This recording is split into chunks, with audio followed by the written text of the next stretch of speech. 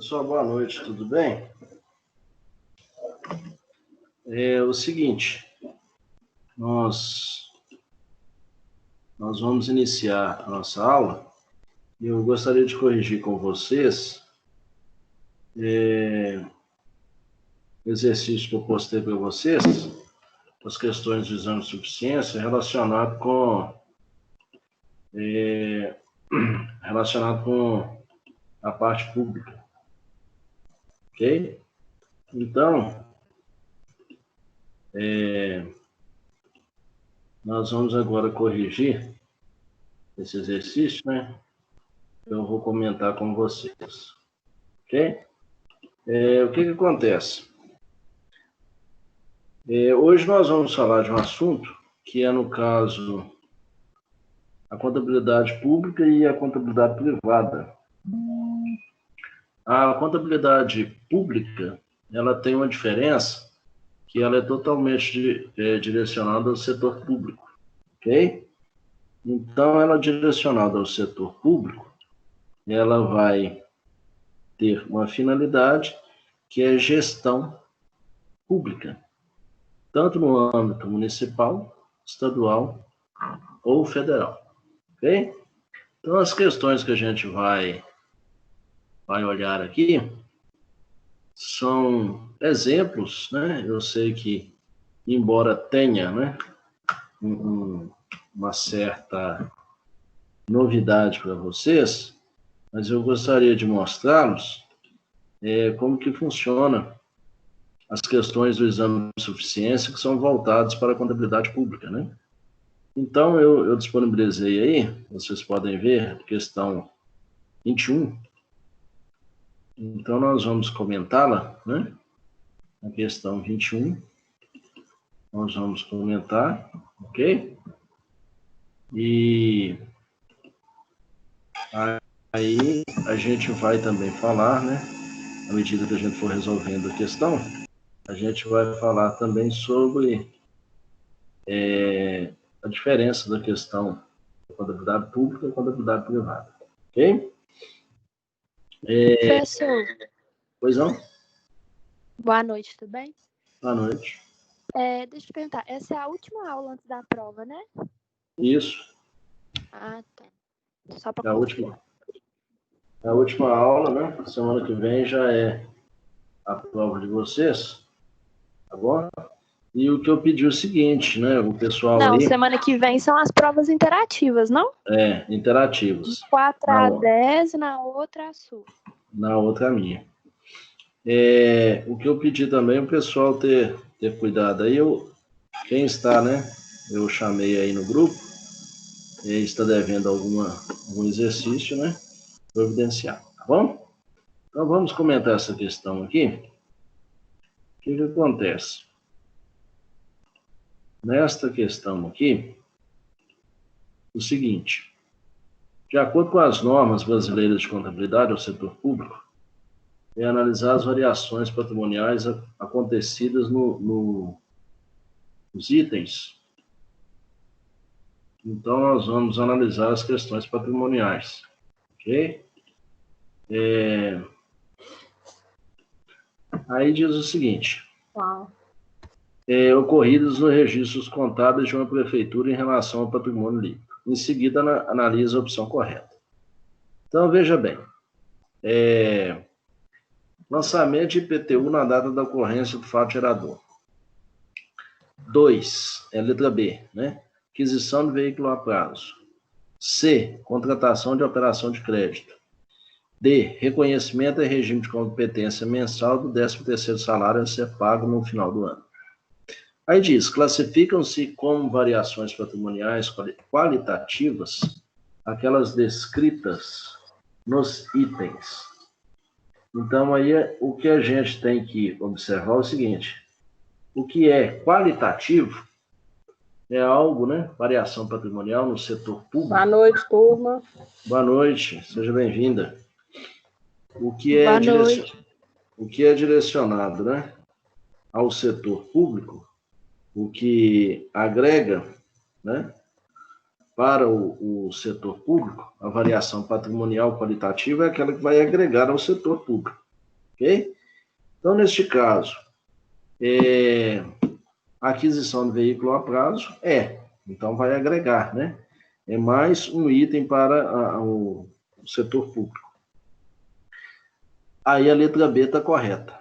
E a letra C também é a contratação de operação de crédito. O setor público também pode fazer.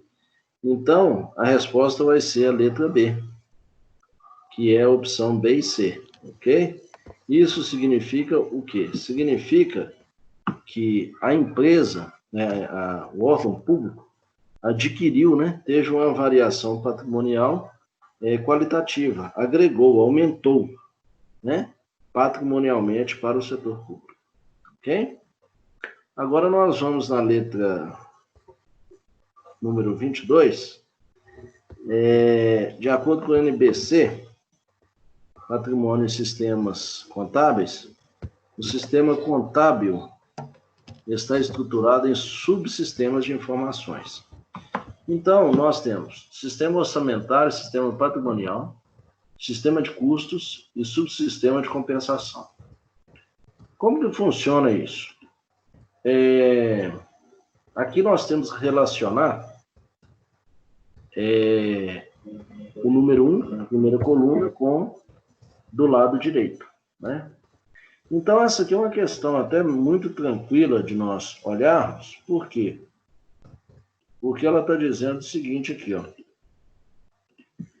Olha só, a letra D.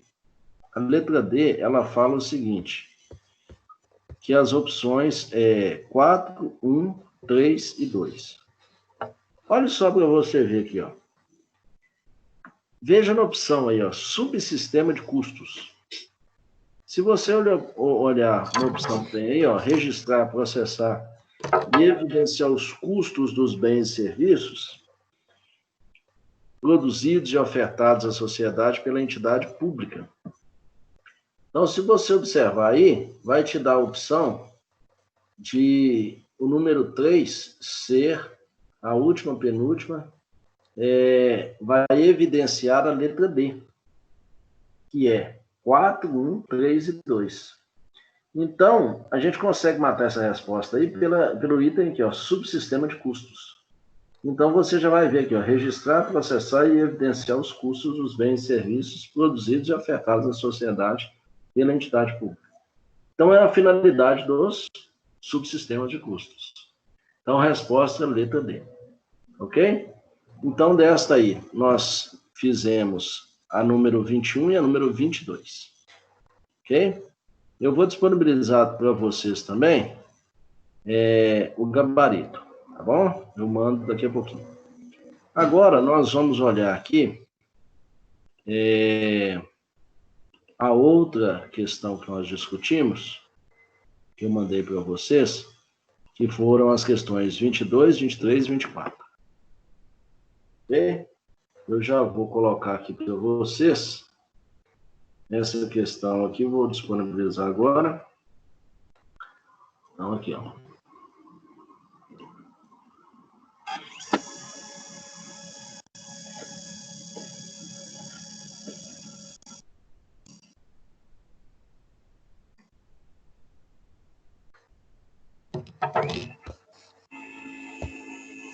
Só um minuto aqui, por favor.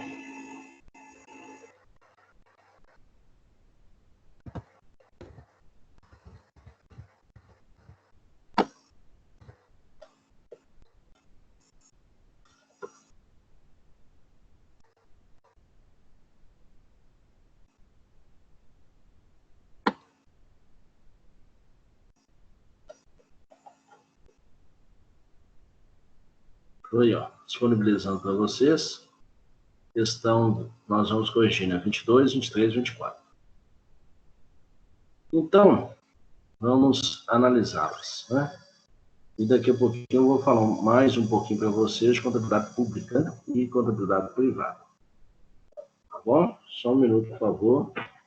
Estou baixando as questões aqui.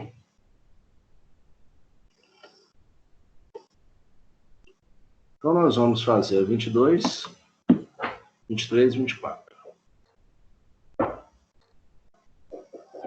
Só um minuto, por favor, aqui que a gente está Baixa.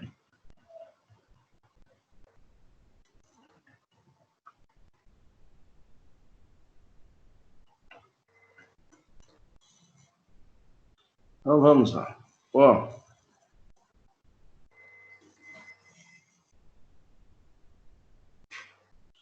a 22, ela vai falar conosco aqui o seguinte.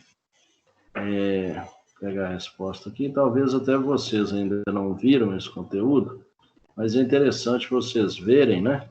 Como que são as questões relacionadas, né, ao setor público.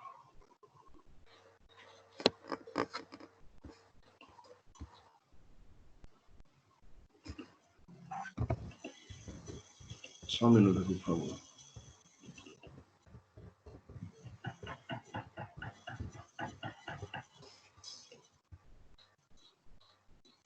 Só um minuto. É o seguinte. 22. De acordo com as normas brasileiras de contabilidade aplicadas ao setor público, nós temos aqui, especificamente, depreciação, amortização e exaustão. Julgue os itens abaixo como verdadeiro ou falso. Ok? Então, nós vamos julgar como verdadeiro ou falso. Ok? Depreciação é a redução dos valores dos bens tangíveis pelo desgaste ou perda da utilidade por uso, ação da natureza ou obsolência. Verdadeiro. A depreciação é a redução dos bens tangíveis. Tangíveis quer dizer aqueles que são palpáveis, né? Diz, valor residual é montante líquido que a entidade com razoável segurança espera obter por um ativo no fim de sua vida útil econômica, deduzidos os gastos esperados pela sua alienação.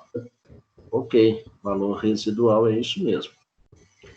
Depois tem amortização, é a redução do valor aplicado na aquisição de direitos de propriedade e quaisquer outros, inclusive ativos intangíveis, com existência ou exercício de duração limitada, ou cujo objeto sejam bens de utilização por prazo legal ou contratualmente limitado.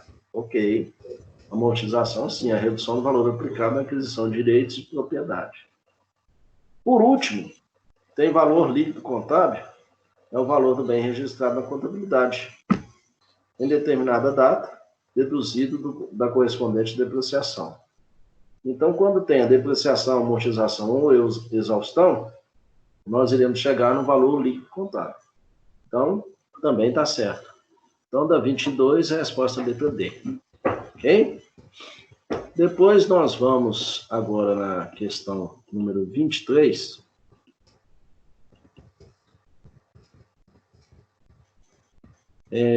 A 23 diz o seguinte: considerando a Lei 4.320 de 64 e a Lei Complementar 101 de 2000, as normas brasileiras de contabilidade aplicadas ao setor público em relação às demonstrações contábeis aplicadas ao setor público, assinale a opção incorreta. Então, pessoal, a gente vê o seguinte: no exame de suficiência, tem muita coisa que eles colocam lá, marque a incorreta, marque a correta. Ou seja, então a pessoa tem que ficar muito atenta em relação a isso, ok? Então, a gente vai escolher aí, ó, qual que é a incorreta. Então, tem que ficar bem atento a isso aí. Ok? Então, diz o seguinte: a demonstração das variações patrimoniais evidenciará. Só um minutinho aqui. Evidenciará as alterações verificadas no patrimônio, resultantes ou independentes da execução orçamentária, e indicará o resultado patrimonial do exercício. Ok. A demonstração de variação patrimonial vai evidenciar a alteração, né, no patrimônio. Ok. Vai indicar o resultado patrimonial do exercício. Aí diz a letra B: a redução por dividendos ou acréscimo por doações e subvenções para investimentos recebidos e o acréscimo por subscrição e integralização de capital. que quer dizer isso? Ó, subscrição ou integralização de capital. É quando o sócio está integralizando uma maior quantidade do capital social da empresa. Redução por dividendos, né, ou acréscimo por doações ou subvenções para investimentos. Isso também é um investimento, uma doação também que pode ser investida, né, irá acrescentar o capital da empresa.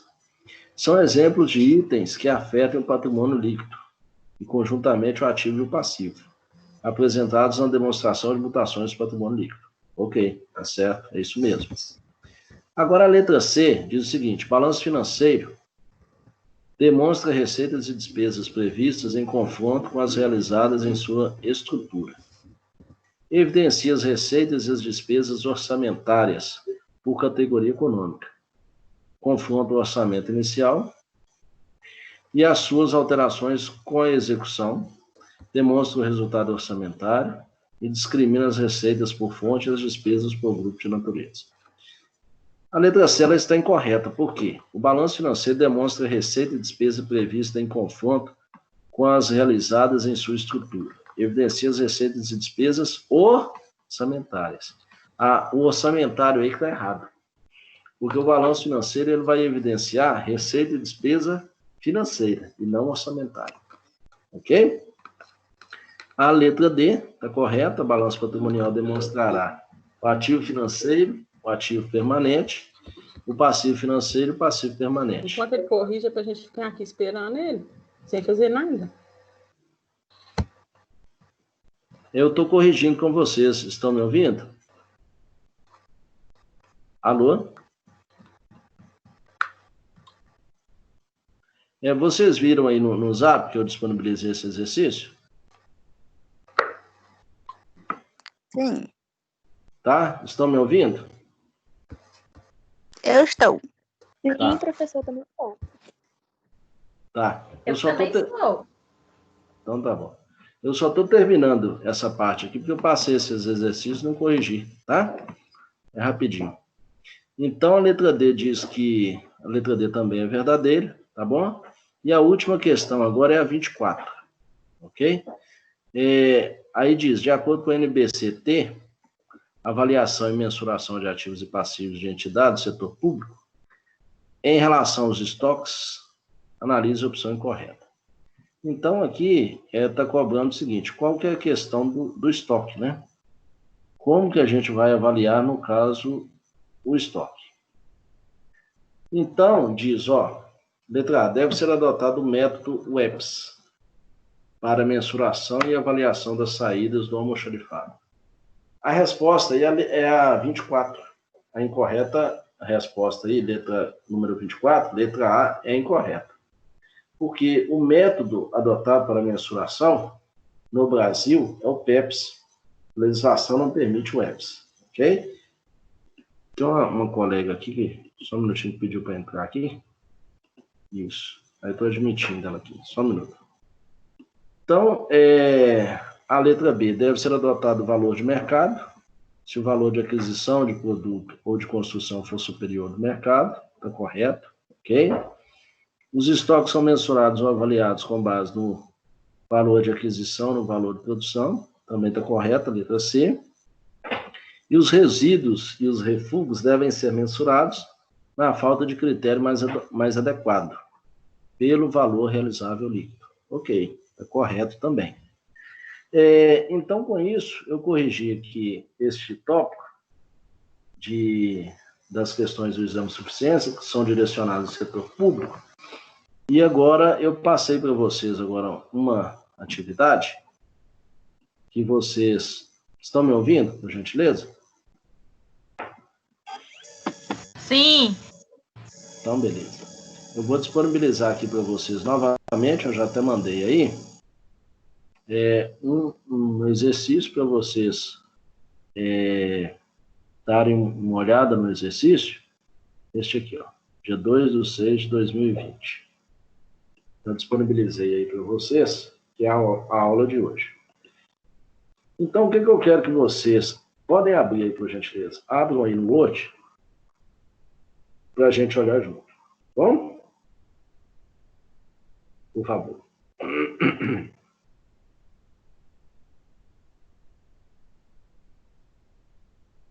Então, vamos olhar. Seguinte, hoje, o assunto que eu quero tratar com vocês é a questão do setor privado e setor público. O que acontece, pessoal? Quando nós trabalhamos como contadores do setor privado, o setor privado ele vai visar o quê? O lucro. Ok? Então, são as empresas, né, que possuem finalidade, né, objetivo financeiro, lucratividade. O setor público é direcionado à gestão, né, dos órgãos públicos, seja no âmbito municipal, estadual ou na Receita Federal, que é no caso no âmbito da União. Então, existem diferenças grandes entre o setor público e o setor privado. Entre alguns que eu vou falar aqui, nós temos, por exemplo, o nosso plano de contas para o setor privado, nós utilizamos um modelo que é adotado, né? É um modelo aconselhável pela Receita Federal, então ele é utilizado, o modelo de plano de contas. Lá no setor público tem o PCASP, que é um modelo de plano de contas direcionado só para o setor público, ok? Então já tem duas diferenças grandes aí, ó. A gente tem plano de contas no setor privado, que é direcionado, né, pela Receita Federal, e no setor público a gente tem o PCASP. Outra coisa, no setor privado, nós estamos visando o lucro das pessoas, né, que compõem, né, o quadro societário da empresa. No setor público, nós estamos cuidando da gestão. É a gestão do dinheiro público. Então, são questões diferentes. Então, eu pus esse exercício aí, ó, faço uma resenha explicando a diferença entre o setor público e o setor privado. Coloquei, ó, cite duas diferenças entre os mesmos. Aí, número 3, defina a contabilidade pública. E 4, defina MACASP e PCASP. Aí abaixo aí eu coloquei para vocês, tem 1, 2, 3, 4, 5, tem 5 vídeos. Vocês irão assistir esses 5 vídeos, né? É a atividade de hoje. E os 5 vídeos, vocês assistindo, vocês irão, os 5 vídeos irão dar base para vocês responderem as 4 perguntas. Ok? O que eu quero que vocês observem, né? Hoje nós estamos finalizando, né, as nossas atividades. Nós temos, em diversas situações aqui do país, nós temos os funcionários públicos que estão trabalhando no setor público. Por exemplo, a Prefeitura de Belo Horizonte tem um funcionário que ele por exemplo, trabalha na Prefeitura de Belo Horizonte, servidor público municipal. Na Secretaria de Estado tem um servidor público estadual. Na Receita Federal, você tem o servidor público da União. Ok? Isso significa que esses funcionários são direcionados, esses servidores, eles estão trabalhando, eles estão direcionados para o serviço público. Ok? Então, o serviço público envolve tanto o âmbito municipal, estadual ou federal. Ok? Então, nós precisamos entender e observar que na contabilidade privada nós não temos funcionários públicos. Nós não temos pessoas que irão trabalhar defendendo questões públicas. No setor privado nós temos sócios de empresas, acionistas de empresas, que estão buscando a lucratividade da empresa. E o contador, ele tem diversas situações que ele irá trabalhar. Então, existem contadores que irão trabalhar no setor privado. Então, quando ele vai trabalhar no setor privado, ele está defendendo que interesses financeiros buscando a lucratividade, buscando lucro para a empresa. Setor público, não. Setor público irá buscar a gestão da empresa, a gestão do órgão público. Então, você tem, por exemplo, a Prefeitura de Belo Horizonte, ela é responsável pelo orçamento, ela é responsável pelas obras públicas, aqui no âmbito municipal. Ela é responsável por alvará, ela é responsável por todo o trâmite relacionado ao setor público. Então, as pessoas que trabalham com contabilidade pública, elas trabalham, né? Por exemplo, tem auditores, tem contadores. É muito raro você ver uma pessoa que trabalha só no setor público, entendeu? Quando você tem uma pessoa que trabalha especificamente com a contabilidade pública, na maioria das vezes ele é um funcionário público, né?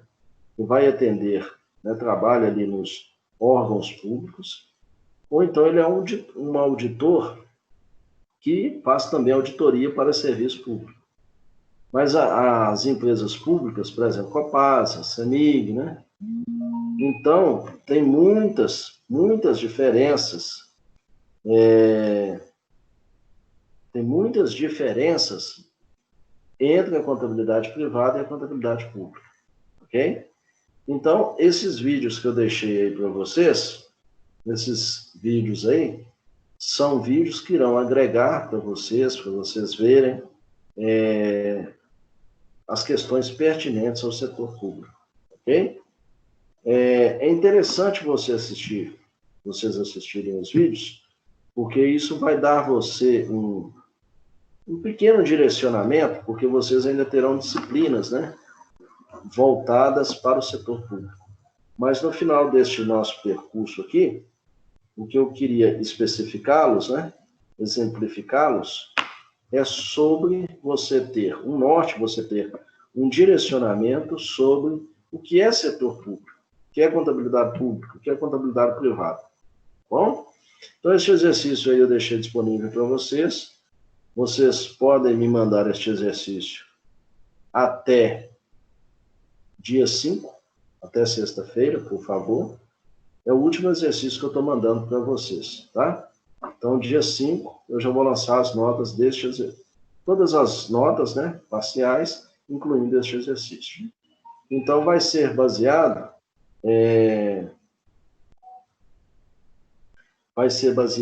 nos vídeos, dos quais vocês terão aí a oportunidade de verem os vídeos, ok? Assistirem os vídeos. E é uma resenha que você vai fazer, né? Respondendo a questão 1, 2 e 3. O Macasp eu já vou entregar, já vou adiantar para vocês, que ele é um manual da contabilidade do setor público. Por isso que chama Macasp. Ele tem, assim, uma quantidade enorme de páginas. Ele tem mais de 400 páginas. Todas direcionadas ao setor público. É um manual de contabilidade pública. E o PCASP é o plano de contas direcionado ao setor público. Tá bom? Então, está disponível aí para vocês. Mas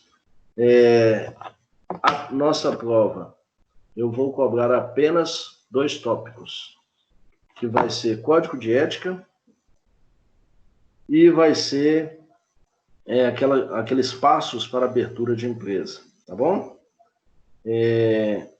Consulta de viabilidade, tá bom? E aqueles passos para abertura de empresa, tá bom? Então, estudem. 70% da prova vai ser código de ética, tá bom? E os exercícios, os alunos aí eu chamei, pedi o pessoal aí para aqueles que estavam pendentes de exercícios, para me entregarem, tá bom? No mais, eu agradeço a todos aí pela paciência, né?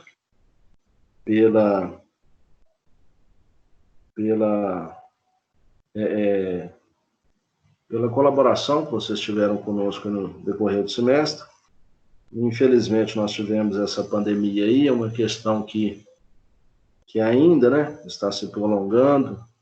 Teremos aí um prazo ainda pela frente, muitas coisas ainda serão definidas, né? A data da prova está definida? Se eu não me engano, sem ser nesta semana que vem, são as blended. Blended. E na outra semana já será a prova de vocês. Tá bom? Tá, então vai ser para ser bem mais exato, dia 16. A partir você ensina esta semana, agora na outra, tá bom? Isso, dia 9, então vai ser dia 9, então, que essa semana é dia 4 ao dia 10 é as interativas, então não vai ser. Então vai ser dia 16, então, a próxima semana. A partir após a blended, ok? Então, a blended é do dia 4 ao dia 10. Entendeu? Após as provas blended. Entendi. Ok? Eu vou mandar a data específica para vocês. Ô, Flamariano. Pois não? Boa noite. Então, semana que vem a gente não tem aula com você. Eu tenho praticamente certeza que não, porque serão as blenders, né? Eu vou confirmar isso amanhã e eu mando no grupo para vocês. Tá. E outra dúvida. Você falou que 70% da prova é código de ética. Uhum. O restante, você sabe mais ou menos a matéria? Só para a gente estudar um pouco mais? Aqueles passos para abertura de empresa. Tá. Tá bom? Então tá. Obrigada. Mais consulta de viabilidade, tá? Tá, obrigada. Tá. Deu para entender? Deu para entender? Deu sim. Deu. Código de ética você pode estudar à vontade, viu? Dê prioridade ao código de ética. As outras questões, eu devo perguntar uma questão só. Tá. Tá bom? Então tá, obrigada. Obrigado a vocês. E no mais aí, como se fosse agora a segunda aula de vocês, né, a parte prática, eu deixo essa atividade aí para vocês. Tá bom, pessoal? Ok. Então, agradeço a todos aí pela presença e desejo a todos uma ótima noite. Tudo de bom para vocês, tá bom? Ok, beleza. Um abraço, tchau. Tchau. Abraço, boa noite. Professor, obrigada. Tchau.